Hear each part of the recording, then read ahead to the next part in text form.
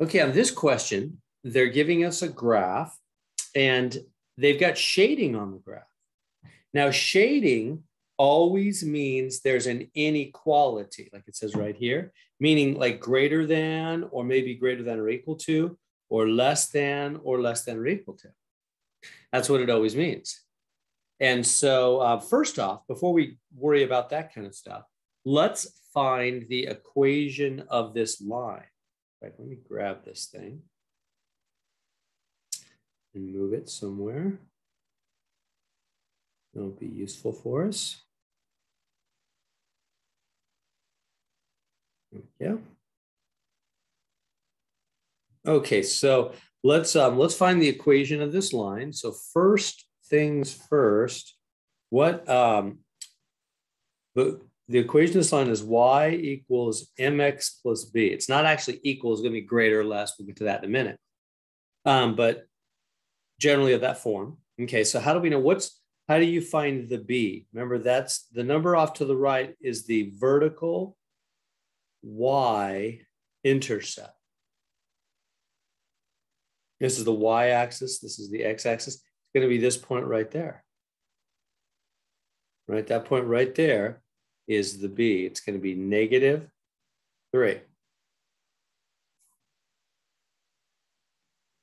The vertical intercept, the place where the graph, the line hits the y-axis, the vertical intercept, that's the b, okay? You remember that. And then how do we get this m right here? Remember? That's the slope, right? The number in front of the x, the fraction in front of the x is the slope, is the rise over run between any 2 points on the line. So let's go to the line. Let's find 2 points that are, easy to see on the graph. How about like this one right here? You could do any 2 points. It doesn't really matter which two. And then count the rise over run between those points. So 1, 2, 3. So it's a rise of 3. And 1, 2, 3, it's a run of 3. So the slope is 3 over 3x. Is that making sense? So to find the equation of this line, I find the vertical intercept, which is -3, the y-intercept of the line, where the line hits the y-axis. Here's the y-axis, where the line goes through the y-axis right there at -3. Okay, and then rise over run, find 2 points on the line and up 3 over 3, rise over run. That's the slope. Now we can simplify that, can't we? 3 divided by 3, that's just 1x. Or if you want, just x, right? 3 divided by 3 is 1. And 1x, you don't even need to show the 1. It's just invisibly understood to be there. 1x is just x, isn't it? Okay, so we get there now. It's not really equals. It's greater than or less than. How do we know which one? How do we know which one? Well, basically, here's the story. Let me give you the story. The line itself is y equals x minus 3. That would be this thin line itself. Let me make it thicker just so you can see it. That line itself is y equals x minus 3. Okay. And then the stuff below the line is y is less than or equal to x minus 3. And the stuff above the line up here is y greater than or equal to x minus 3, because this is the greater region. It's above the line, greater above. This is all above the line. And this down here is the less. It's below the line. And this is right here, the equals, because it's right on the line. Let's just say it that way. It's the equals because it's right on the line. So we have three regions. We're breaking the graph into three regions. There's the stuff right on the line, meaning the point. When I say the stuff, I mean not just these two dots, but all the other millions of dots. You see these little dots here?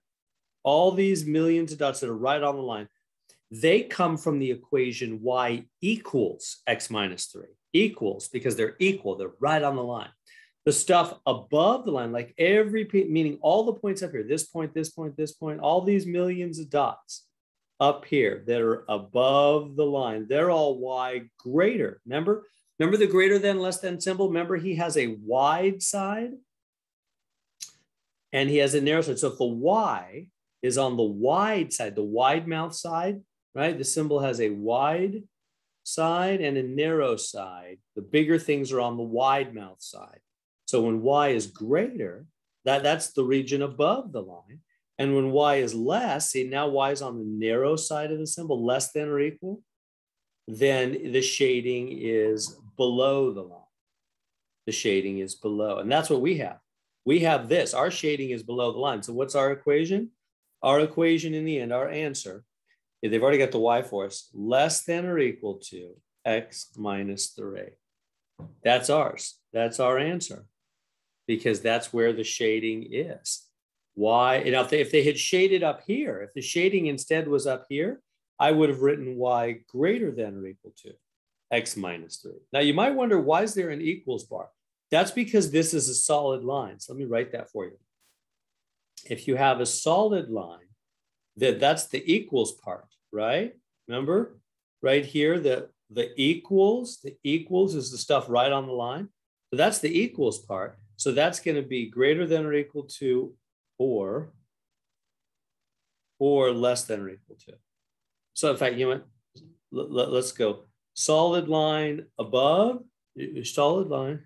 Sorry, I'm getting lost in my solid line and shading above is greater than or equal. Less than or equal to is solid line. I better make this more narrow. Shading below, because that's less than. And then just straight greater than is a dotted line. They're going to, on some of these problems, they're going to give us a dotted line like this. You know, there'll be dashes like that. That's coming in a bit. We'll have dash on dotted line. Oops, camera. Shading above. So this is y greater than y less than y greater. So y greater, y less, y greater with no equal dotted line shading above because it's y greater. Y less is a dotted line shading below. Shading below. So that's how we know. Those are the four different situations. So there we go.